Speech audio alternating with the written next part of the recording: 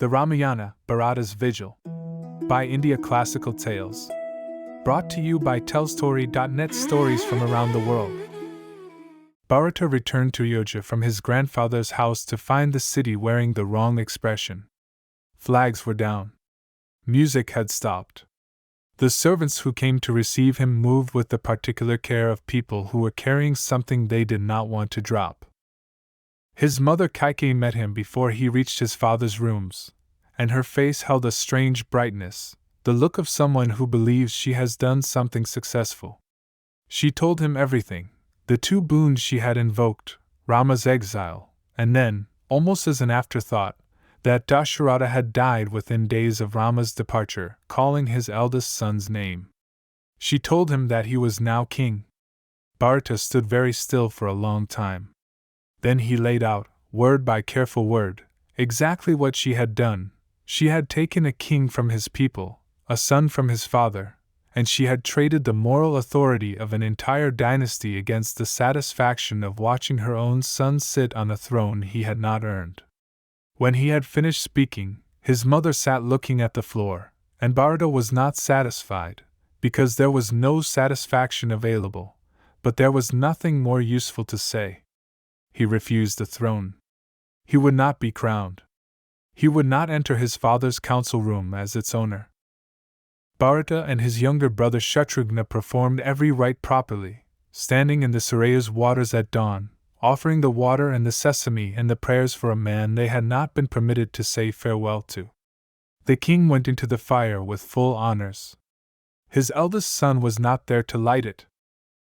Then Bharata gathered the ministers, the royal priests, a contingent of soldiers, and, because the residents of Ayodhya made their own decision on the matter, a very large portion of the city's population, and turned south into the forest to find Rama. They moved like a slow tide through the Dandaka, chariots, horses, elephants, the ordinary citizens of Ayodhya carrying their own provisions and their own grief. Watching from the mountain Chitrakuta, Rama saw the dust cloud of their approach and assumed the worst. Lakshmana saw it too and was already reaching for his bow. Then they recognized the banners, and the sound that reached them carried no hostility, only the weight of a great number of people who had walked a long way. The meeting on Chitrakuta was nothing like any of the parties had rehearsed. Bharata embraced Rama before a word was spoken and held on for a moment that surprised both of them.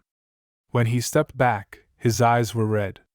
He said plainly that their father was dead, that he himself had chosen none of what had happened, that by every law of succession the kingdom was Rama's, and that he was begging him to come home. Rama listened to everything with the stillness that was becoming the signature of his years in exile. When Bharata had finished, he answered slowly and without anger. Their father's word was the foundation on which every claim to Dharma rested. If a king's oath bent under the pressure of family feeling, then all the philosophy Bharata had studied meant nothing. The promise had been given. He would not return before the 14 years were complete. Bharata stood at the edge of that answer for a long time. At last he spoke. Then, give me your sandals.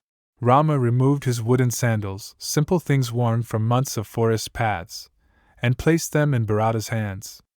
Bharata carried those sandals back to Ayodhya. Bharata did not return to the palace.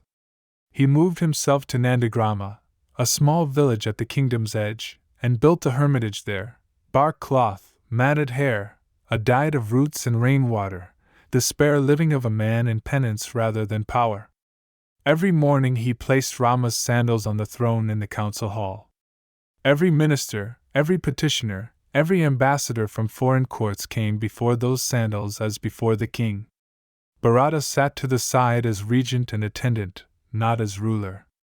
He ruled well, as it happened. Roads were kept. Justice was administered. The kingdom did not suffer from its unusual arrangement. But none of the comfort that came with governing well was permitted to touch Bharata personally. He had drawn his own terms carefully, and he kept them without revision. The one thing he said openly, and said once, was this: if Rama did not return by the appointed day, he would enter the fire. No one who knew Bharata doubted that he meant it. For 14 years, he waited at Nandagrama with the sandals on their throne and his brother's absence in every room of every day, not with bitterness, but with the steady, unglamorous endurance of someone who has chosen to stand in an uncomfortable place and will not move until the reason to move arrives.